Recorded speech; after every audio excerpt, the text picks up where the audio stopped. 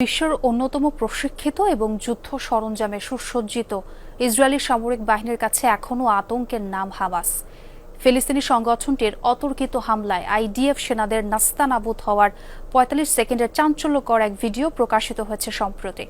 হামাসের রুদ্ধশ্বাস অ্যাম্বুশের মুখে রীতিমতো কোণঠাসা হয়ে পড়ে ইসরায়েলি সেনারা।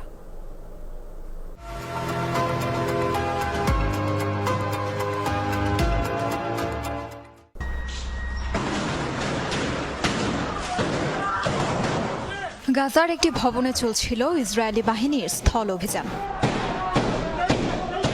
কিন্তু তাদের লক্ষ্য করে হঠাৎই পাল্টা হামলা করে হামাসের সদস্যরা। কোনো কিছু বুঝে ওঠার আগেই গুলিবিদ্ধ হয় একের পর এক ইসরায়েলি সেনা। হামাস যোদ্ধাদের অ্যাম্বুশের মুখে রীতিমতো কোণঠাসা হয়ে পড়ে ইসরায়েলি সেনারা।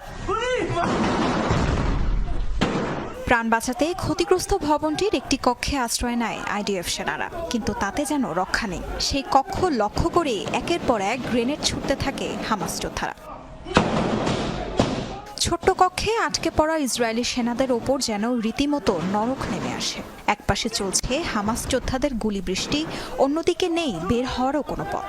গাজা ইসরায়েলি বাহিনীর চলা অভিযানের এই ভিডিও নিয়ে নেটিজেনদের মাঝে চলছে তোলপাড়।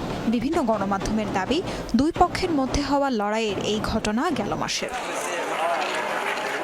এ অবস্থায় প্রশ্ন উঠেছে হামাসকে দমাতে ইসরায়েলি অভিযানের কার্যকারিতা নিয়েও। পুরো উপত্যকাটি ধুলোয় মিশিয়ে দিলেও হামাসকে দমাতে গিয়ে রীতিমতো হিমশিম খাচ্ছে তেল আবিব। স্বাধীনতাকামী গোষ্ঠীটির এমন পাল্টা জবাবে আইডিএফের এমন ধরাশায়ী হওয়াও পরিণত হয়েছে নিয়মিত ঘটনায়। হামাসকে দমাতে ইসরায়েলের ব্যর্থতার অন্যতম কারণ হিসেবে মনে করা হচ্ছে এই সুবিস্তৃত টানেল।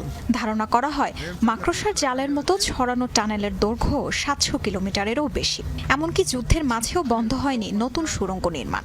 গাজায় ১৮ মাস ধরে নির্মম বর্বরতা চালিয়েও হামাসের টানেল নেটওয়ার্কের মাত্র ২৫% ধ্বংস করতে পেরেছে ইসরায়েল। বিভিন্ন সময়ে ইসরায়েলের সাথে সম্মুখ যুদ্ধের ভিডিও প্রকাশিত করেছে হামাস। গাজায় চলমান আগ্রাসনে এ পর্যন্ত ৮৪৬ আইডিএফ সেনা ও ৬৯ পুলিশ কর্মকর্তা নিহত হয়েছে বলে জানিয়েছে Tel Aviv. Tazrian Sobhan, Jamuna news.